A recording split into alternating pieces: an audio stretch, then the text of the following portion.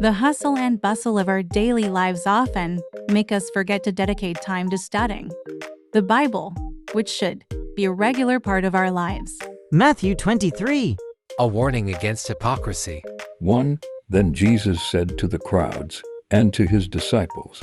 2. The teachers of the law and the Pharisees sit in Moses' seat. 3. So you must be careful to do everything they tell you, but do not do what they do, for they do not practice what they preach. 4. They tie up heavy, cumbersome loads and put them on other people's shoulders, but they themselves are not willing to lift a finger to move them. 5. Everything they do is done for people to see. They make their phylacteries wide and the tassels on their garments long. 6.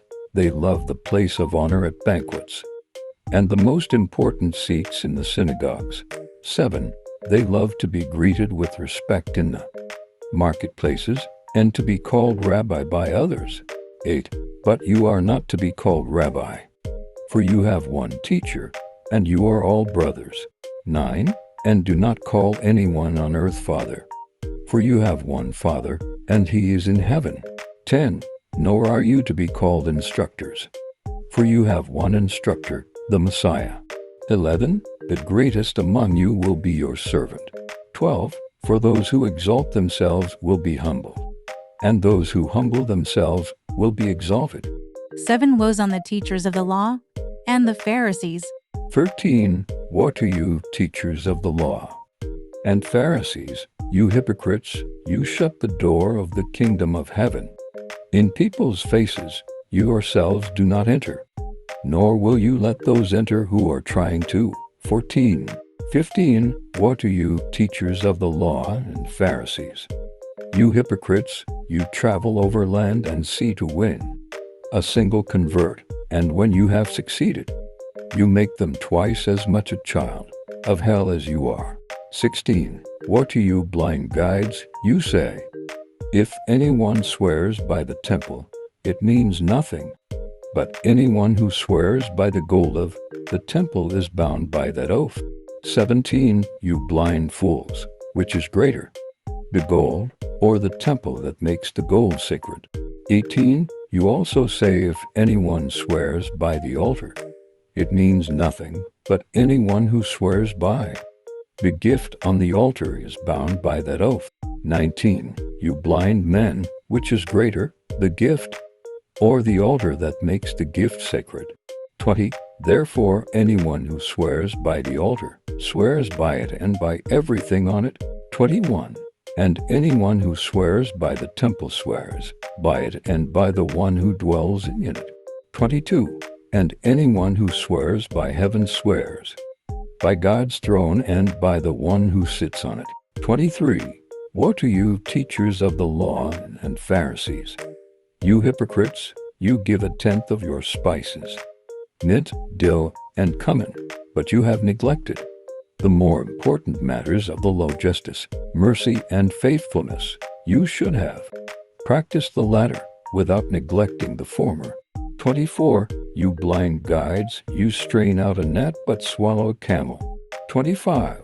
Woe to you, teachers of the law and Pharisees, you hypocrites, you clean the outside of the cup and dish, but inside they are full of greed and self-indulgence. 26. Blind Pharisee, first clean the inside of the cup and dish, and then the outside also will be clean. 27. Woe to you, teachers of the law and Pharisees, you hypocrites, you are like whitewashed tombs, which look beautiful on the outside, but on the inside are full of the bones of the dead and everything unclean. 28. In the same way on the outside you appear to people as righteous, but on the inside you are full of hypocrisy and wickedness. 29.